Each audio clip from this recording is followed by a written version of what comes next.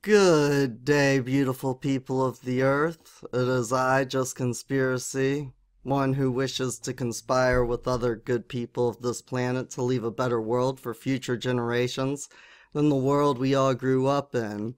Today, we are going to go over some of the comments that people have left on the last video about evolution, because it is definitely the one who likes to provoke people to think that, I gotta argue or prove my point when somebody disagrees with me and give some type of source to show where I get these ideas from. It's kind of funny because I was talking to a friend and they said I definitely provoke thought. I do not encourage thought. Whenever I give people things to think about, I'm provoking it and not encouraging it. It's a provocation, and I thought that was actually kind of hilarious, and I tend to agree with them.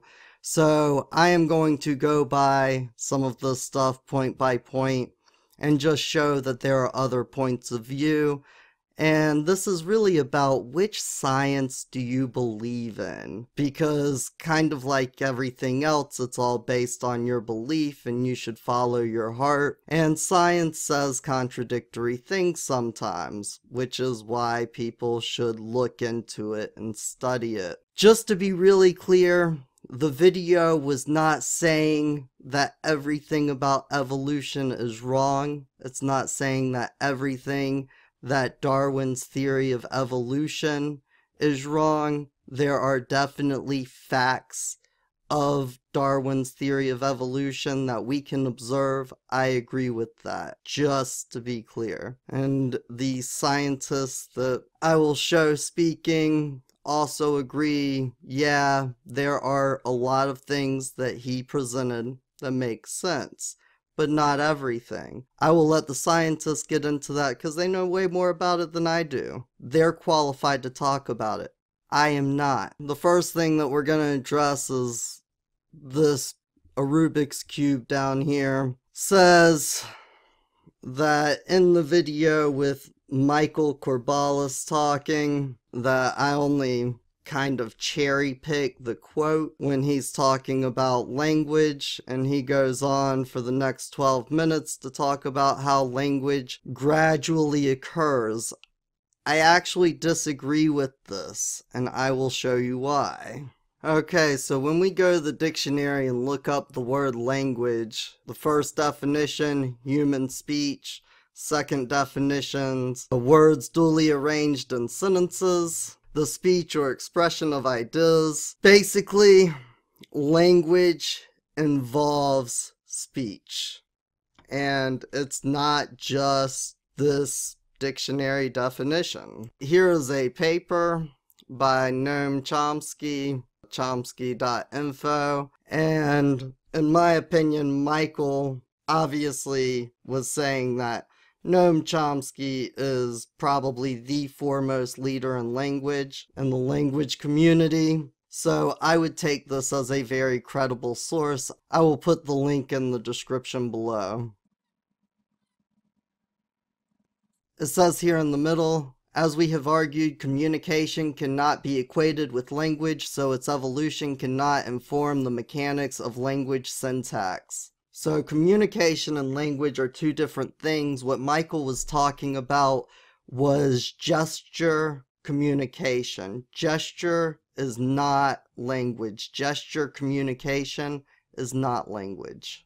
Down here it says, in addition, evolutionary analysis of language is often plagued by popular, naive, or antiquated concepts of how evolution proceeds. That is, evolution is often seen as necessarily a slow, incremental process that unfolds gradually over eons. And this is exactly what he was talking about, is that Darwin's theory of evolution is a slow process that unfolds gradually. He goes on to say, Such a view of evolutionary change is not consistent with current evidence of our current understanding, in which evolutionary change can be swift, operating within just a few generations, whether it be in relation to finches' beaks on the Galapagos, insect resistant to pesticides following World War II, or human development of lactose tolerance within dairy culture societies,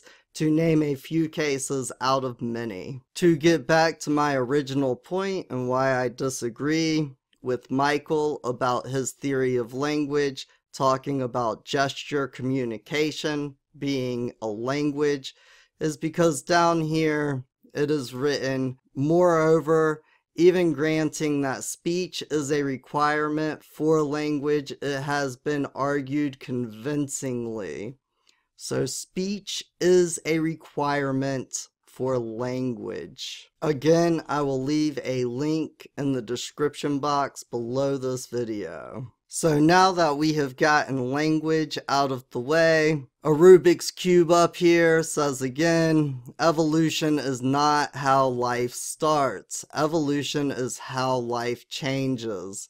I'm going to kind of give a twofer here, because basically Mr. A over here says, nope, Darwin's theory does not address the origin of life. And you are correct on that. But Darwin's book, where he publishes his theory on evolution, is literally called The Origin of Species. Species is life. Although species does not have to be life, because in zoology, obviously, it's organized beings. In botany, obviously, it's plants and other things of that nature. Species can also be, for instance, in pharmacy, a component part of a compound medicine. So a species can be a chemical or biochemical substance, like in pharmacy, or it can even be a coin, gold and silver. Regardless, species can definitely be life. If you go and Google species single-celled organism, single-cell organisms are species. In order to get the origin of a single-celled organism, you would have to have the creation of life. Now, the next thing that he addresses here is saying that it still being a theory is kind of redundant because of the heliocentric theory. You know, that's a pretty good original argument that Mr. Atheist had to say actually in the video, which I can't imagine that I have never thought of before. And that's why in the video, which I forgot to put a link to in the description box, but it actually goes into what is law versus facts of science. And the difference between scientific laws and facts is that facts are things that we actually observe, which is why I said there are evolutionary facts. The theory is not proven. It doesn't mean that there are not evolutionary facts that we can observe. It just means that the theory hasn't been proven. And it's right in the middle of this page. Also, in the same article, it talks about the difference between hypothesis theories and laws. A scientific theory is just an in-depth explanation of an observed phenomenon. It does not mean that it's a fact. It just means that it is an in-depth explanation of a phenomenon. In fact, you could say that creationism, the creationism theory, it is legitimate because it is an in-depth explanation of creationism. Kent Hovind, which I'm not going to put him on here, but he has a extremely in-depth theory of creationism. It doesn't make him correct. Now, as far as are there scientists who challenge the Darwinian evolution theory? Yes, there are. Now, when you basically start Google searching a lot of this stuff, the main thing that's going to come up are arguments between evolutionists and creationists. And of course, if evolution does not explain the creation of the origin of life, then those arguments shouldn't even be argued with each other, because kind of like Mr. Rubik's Cube and Mr. A said, the theory of evolution does not address the origin of life. Creation does. It's the creation of life. So those technically shouldn't even be argued with each other if they're not theories on the same topic. But when you look into if there are scientists who challenge Darwin's evolution theory, all you find is creation versus evolution arguments, and it's typically Christian creationists, and that's not exactly the most viable source in my opinion. I did some digging and found this.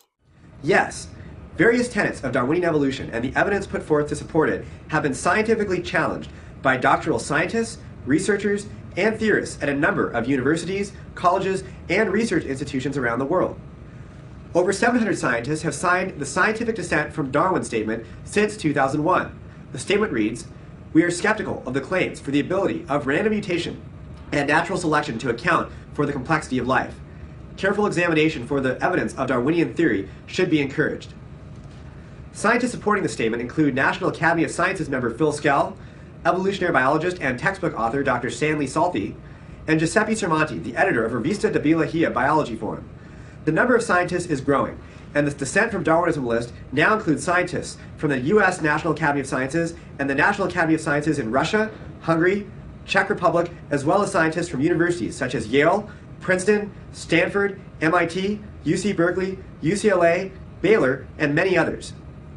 If you have a PhD in engineering, mathematics, computer science, biology, chemistry, physics, or one of the other natural sciences, and you agree with the statement, then please contact us at cscinfo@discovery.org. So there are scientists who challenge the theory of evolution, and they challenge it with their own science. Of course, because it's science. Mr. A says again, as far as I know, there are no theories which explain life's beginning, only a few hypotheses. Well, let's look into that one. So here is a video where Holy Koolaid, he actually has a series of these videos talking about the story of life and how it began. And he explains, I'm not going to play the whole series because they're each 7 to 10 minutes long, but he will explain the theory of the origin of life. Aristotelian notion of spontaneous generation that assumed putting rags and wheat in a jar would magically turn it into mice when no one was looking. This was disproven in part by Francesco Redi in the 1600s and later by Louis Pasteur in the 1800s. What we're going to explore is the theory of abiogenesis. The theory that in the right circumstances, simple chemicals can naturally bond together to form organic molecules which organize themselves into living, evolving structures called cells.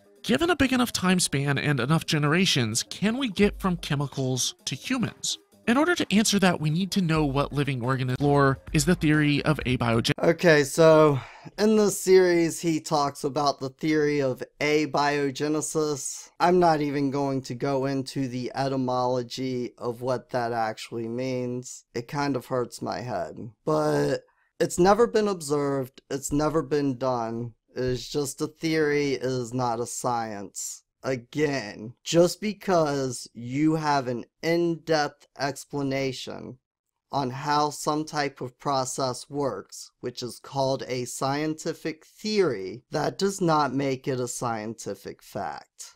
Now, before we go into the scientific theory of intelligent design and not creationism, I'm just going to go ahead and get some of the criticisms that I can already see coming out of the way. Because this is Stephen Meyer, and of course if you YouTube him, it's going to say that he's an American advocate of the pseudo-scientific principle of intelligent design. The mainstream culture is painting the the scientific theory of intelligent design as pseudo-scientific, and they don't really have scientific facts to back that up. So it really just comes down to a belief system. Which do you believe? Do you believe that everything was just randomly created and spawned out of nowhere, or do you believe that there was some type of intelligent design that put it all together? Now, Stephen Meyer, even though he organized all of these other scientists, or helped organize all of these other scientists, his PhD is actually in the philosophy of science. It's in history and philosophy of science. So he's not technically a biologist. He's a philosopher, which is probably why he kind of leans toward the idea of intelligent design. So I'm going to show a couple of clips with him, but the way this video will end will actually show scientists talking about the scientific reasons why they do not believe in the theory of evolution. Now, Michael Behe, he is an American biochemist. He has a PhD, and he actually wrote a book called Darwin's Black Box. He, I guess, kind of brought the whole idea to the forefront of science about evolution being a theory. And again, these people are not arguing creationism. They're arguing the theory of intelligent design. Again, he is called pseudo-scientific. So they're saying he's a pseudo-scientist because that's just one of the words that popular culture has labeled people with that goes against anything that popular culture does not agree with. Even though he is a pseudo-scientist, he did his postdoctoral work on DNA structure at the National Institutes of Health. He was an assistant professor of chemistry at Queens College. In 1985, he moved to Lehigh University and is currently a professor of biochemistry. So he is a professor in biochemistry, but because of his views on evolution, Lehigh University has a disclaimer on their website because you can't go against the power establishment. For people who just brush this stuff off, like, think about history. The power establishment has never tried to suppress real good scientific process before. Have they?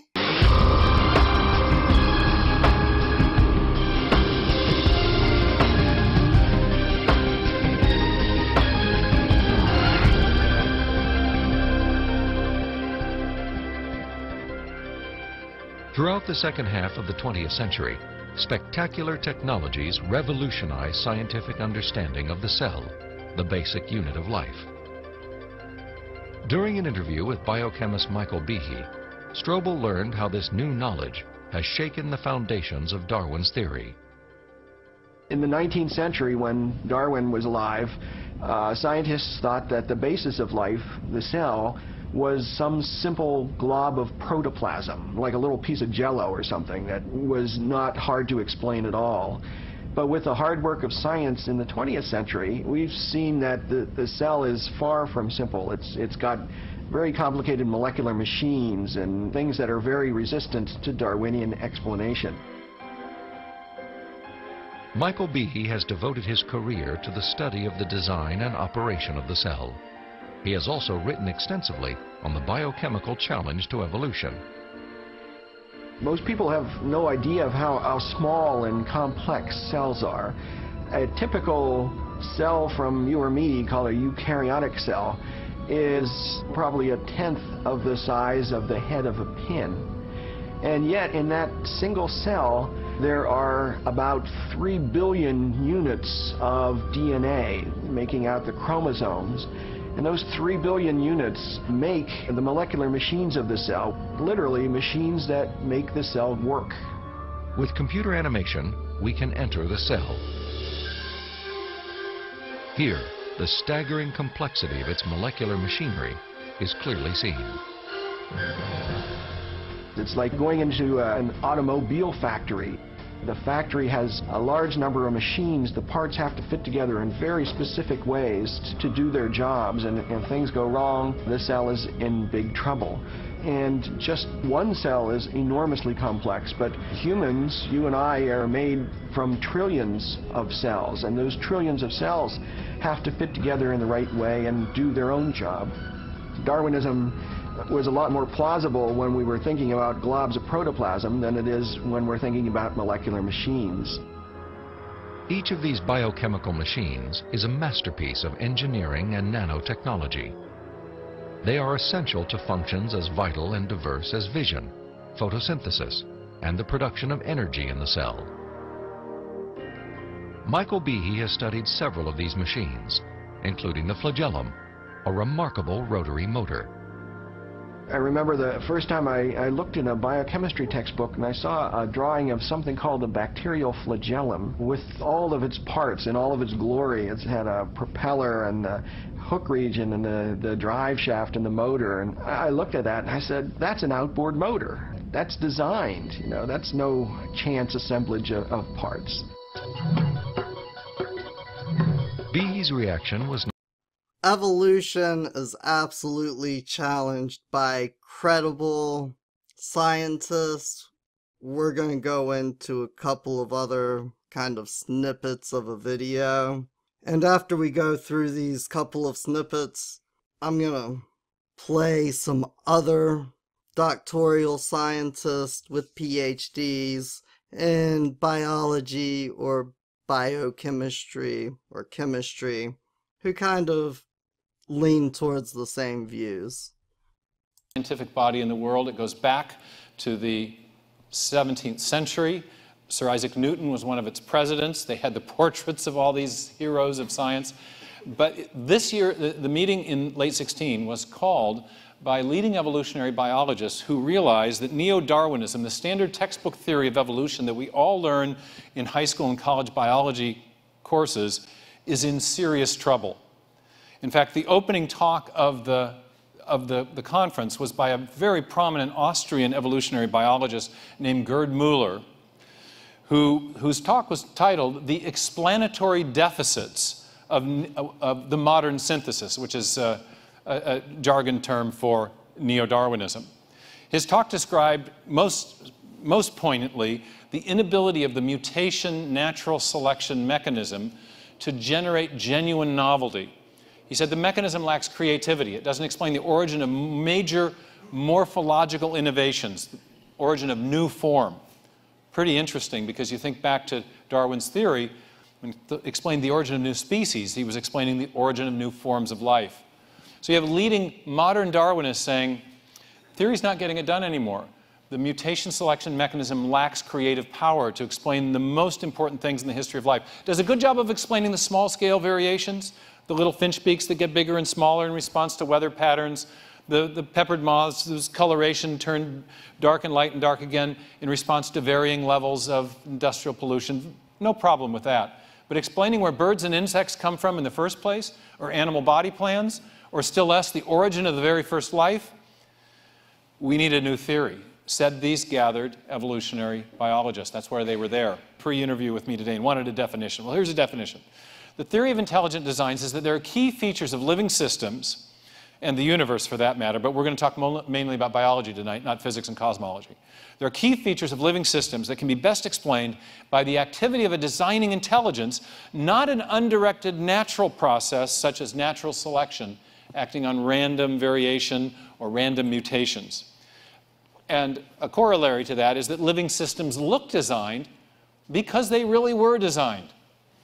Now, that seems almost like common sense, but it's radical in modern biology, because the standard Darwinian view and modern neo-Darwinian view is that biology, in the words of Richard Dawkins, is the study of complicated things that give the appearance of having been designed for a purpose.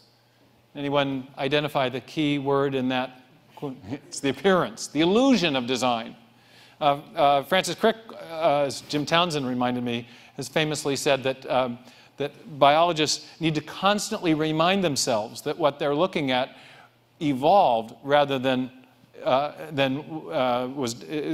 must constantly remind themselves that what they're looking at was not designed, but rather evolved. So this is the Darwinian approach. Things look designed, but they're not really designed. Why?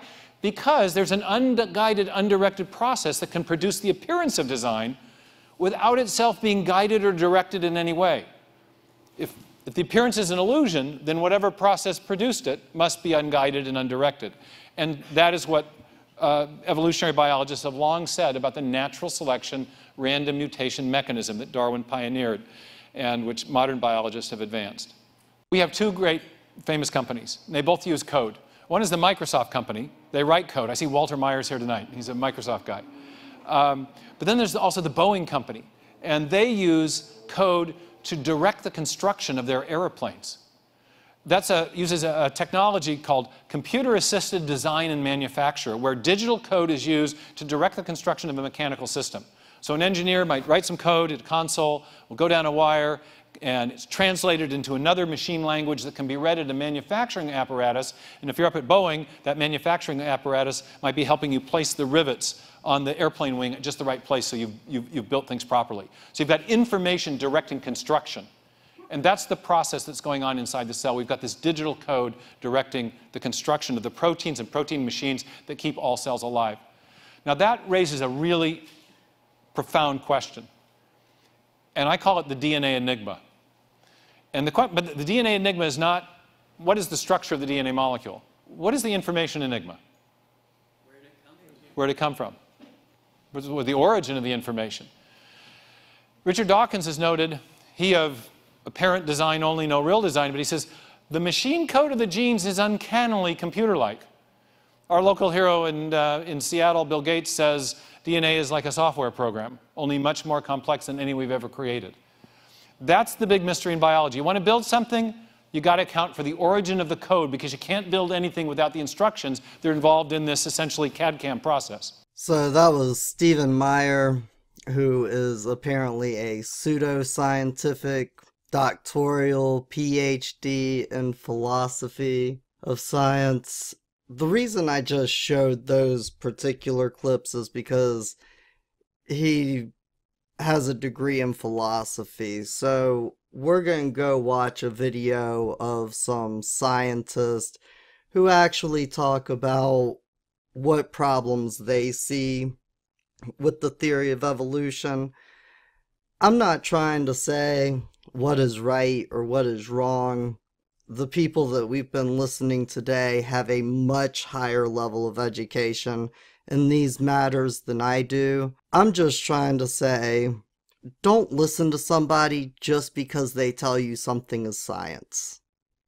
At one point in our history, people would have told you that the earth being flat is science. At one point in our history, people would have told you that the sun goes around the earth and not the earth around the sun. And that would have been science.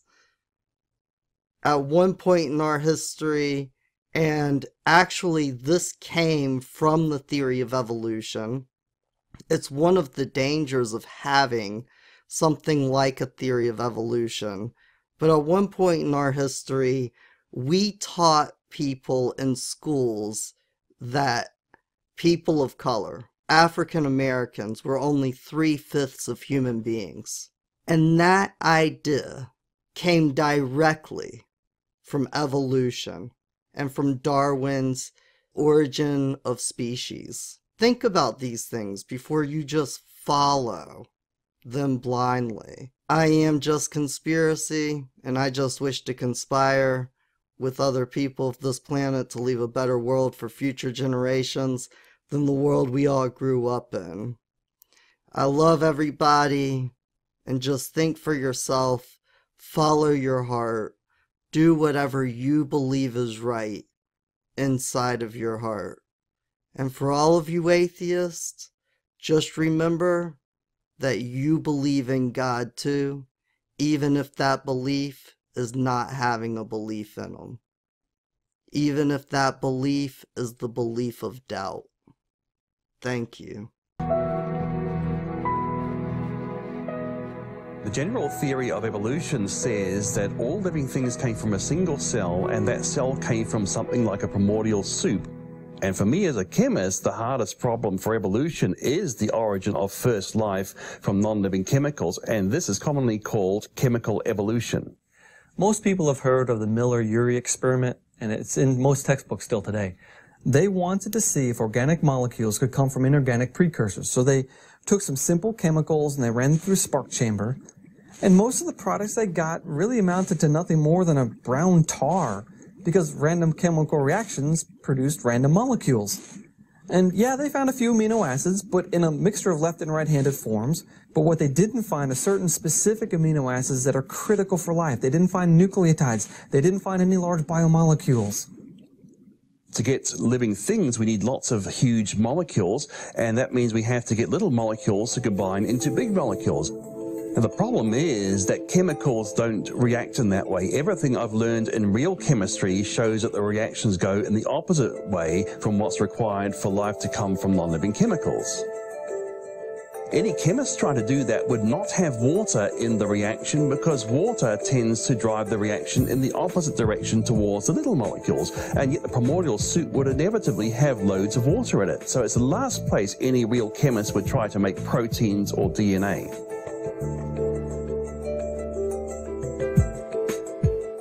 Another problem with chemical evolution is called the chirality problem. Now, amino acids in proteins and sugars in DNA come in two mirror image forms, like your left hand and right hand. But all the amino acids in our body are left-handed, and all the sugars in DNA are right-handed. But a primordial soup would have an equal number of both, and it's quite complicated to get a single-handed mixture. And a primordial soup does not have that know-how, and therefore it's totally unsuitable for the origin of life. The most common scenario for the evolutionary origin of life is called the RNA world. Here they imagine an ocean or a lake full of RNA molecules that are able to reproduce themselves and that slowly evolve into the first reproducing organism. The RNA world is a desperate attempt, a last straw, a grasping at nothing, and it is completely unscientific. There's no RNA that can copy itself from its individual building blocks without a protein to help it do that. And so for evolutionists to claim that RNA world is possible is dishonest. To make it even worse, RNA is more unstable than DNA. In your cells, there are about 1 million DNA breaks every day. Most of those are fixed by the unbelievably intricate and amazing repair systems in the cell. But if RNA is less stable than DNA, and DNA requires exquisite repair systems to survive over time, how on earth can an RNA world be plausible? Also, the building blocks of RNA are threefold. You've got a sugar, a base, and phosphate. And naturally, these things don't combine to form the nucleotide bases needed for RNA. So right from the start, you've got a problem in trying to get even the building blocks of RNA. And the components of the building blocks are very unstable. Ribose and the bases decompose really quickly. Enzymes are also needed as a catalyst in the cell, and RNA can do this to a very limited extent, which is why the evolutionist appeals to this initial RNA world idea. But the reality is that in living cells, protein-based enzymes do most of the work, so life somehow had to switch from RNA enzymes, for which there is only very limited support, to these incredible protein enzymes. How and when did that occur? An enzyme is a molecule, it's actually a catalyst that makes a reaction go much faster without being consumed in the process. I mean, there are some very important enzymes essential for life that speed up the reaction by 10 to the power of 18 times, which means a reaction that goes in about 1/100th of a second in living things would take millions or billions of years to happen without the enzymes. So you need these enzymes for life to exist. If natural selection can't explain these enzymes, all evolutionists have is chance. So is the chance feasible? Well, consider even the simplest possible living thing would have to have over 350 enzymes to work. And the enzymes are made of a very precise sequence of amino acids. Now, we could be very generous to the evolutionists and assume only 10 amino acids in each enzyme have to be exact. Now, work out the probability of, say, 350 enzymes with only 10 amino acids each enzyme being exactly right. The chance there is like guessing a 5,000-digit PIN the first time. Even a 4-digit PIN on your bank card is supposed to be enough protection for you, and the bank will tell you if someone got it right, you must have left it lying around somewhere. It didn't happen by chance. So how much more a 5,000-digit PIN? It's not going to be guessed by chance. So here's the real chicken and egg problem here, because the information in the DNA requires enzymes to read it, but the instructions to build those enzymes are on the DNA, which cannot be read without enzymes. So which came first, the enzymes or the DNA? Most cellular processes, including things like DNA replication and protein synthesis, are powered by a molecule called ATP. And the ATP synthase motor is one of the wonders of the universe. It's a tiny electric motor required by all life. This rotary motor uses protons to generate spin and then uses that to join ADP molecules to phosphate molecules, creating ATP, or adenosine triphosphate. All life is based on ATP. It's called the energy currency of the cell, and your body produces its own weight of ATP every day. And that motor works at nearly 100% efficiency. ATP is a complex and reactive molecule not found in abiotic systems. Yet without ATP, life could not exist. How did life decide to use that molecule for energy, and where did it get it before it could produce it? It's not sufficient to invoke scenarios where I could imagine biochemicals arising spontaneously. Life isn't based upon biochemicals. You can have all the biochemicals you want, and it's not going to give you life.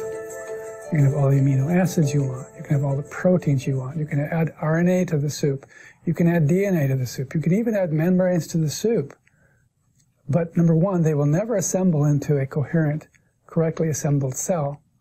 And even if they could, you still wouldn't be anywhere near creating life because you have not introduced into those molecules information. Now think about information in the form of books, which is ink molecules written on paper.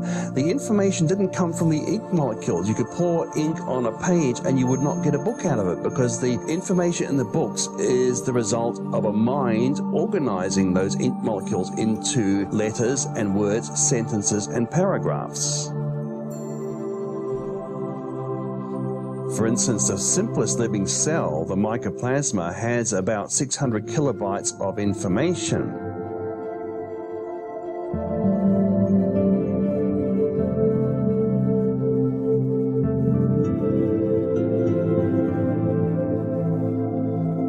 It's like an alphabet. The letters do not say anything at all.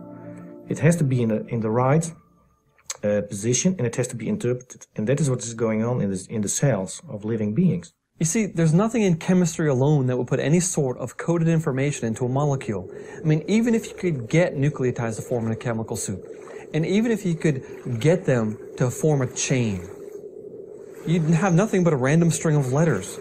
If you were to wait for a very long time and by chance produce a coherent string with a real instruction, even then, it would be just one clear message in a sea of random messages.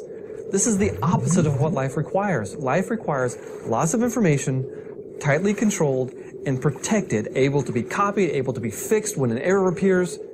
And all of this must be present the first time life appears. When the DNA was first decoded, and scientists started looking at the simplest living cell, they imagined that possibly we could have a cell with a couple of hundred proteins. Well, it's up to over 400 now. And even the origin of one of these proteins by some chance process, it's not going to happen even on a universal time scale. And even if every atom in the universe was an experiment for every possible molecular vibration of its supposed billions of years of time, you would never get one protein, let alone hundreds, let alone the DNA to actually code for them. I mean, the idea of the origin of life by natural processes is a preposterous idea, absolutely preposterous idea. Many evolutionists claim that the origin of life is not part of evolution, but come on, they believe that all living things came from a single cell, which in turn came from a primordial soup. So they have to have a theory of life coming from non-living chemicals, otherwise materialism is dead in the water. For evolutionists to believe in chemical evolution, this is not a position they got from science, but a position they got from blind faith. They're basically having to believe in miracles because it's not real chemistry that they can appeal to.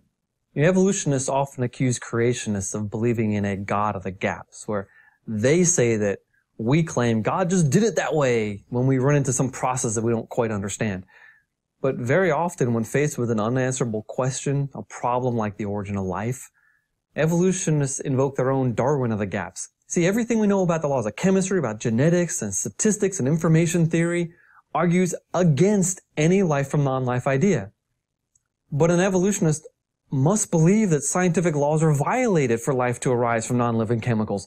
That sounds like faith to me. I think one of the biggest challenges for evolution is the origin of the first life. Life supposedly coming forth from a chemical soup. Scientists have had decades to reproduce this in a laboratory, but they haven't been able to do that, despite all the time they've had, despite all the great equipment. And I think that's tremendous evidence that life can't evolve from a chemical soup.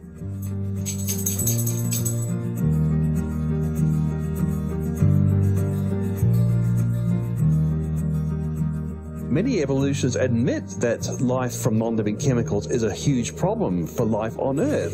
So they've resorted to the idea that maybe life came from outside the Earth, and this is called panspermia. Now, there are two versions of this one. One is undirected, which just says that chemical evolution happened somewhere and life was naturally seeded onto Earth somehow. Now, this doesn't actually solve the problem of life from non-living chemicals. It just puts it into the unknown. In fact, it puts it beyond science. So you might say it's a Darwin of the gaps theory, not science at all. Another idea is called directed panspermia, where you have intelligent aliens seeding life from outer space onto Earth. Francis Crick, the primary discoverer of DNA, is one of those scientists who realized it can't happen spontaneously. So he, like other scientists, are imagining that intelligent life from outer space brought life to Earth, and they find that more credible than the idea of spontaneous origin of life.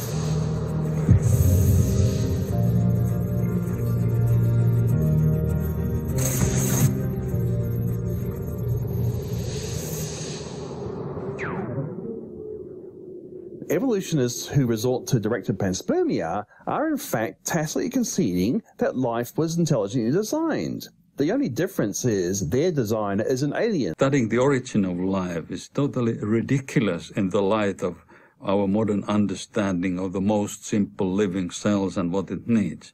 I was in a meeting recently where an origin of life scientist was telling about his studies, and a professor next to me whispered to my ear, "What on earth does this have to do with science?" This whole study of origins has more to do with history than science. We're told the fossil record is supposed to be a record of evolutionary history on Earth, but notably absent from any rock anywhere is any trace of a primordial soup.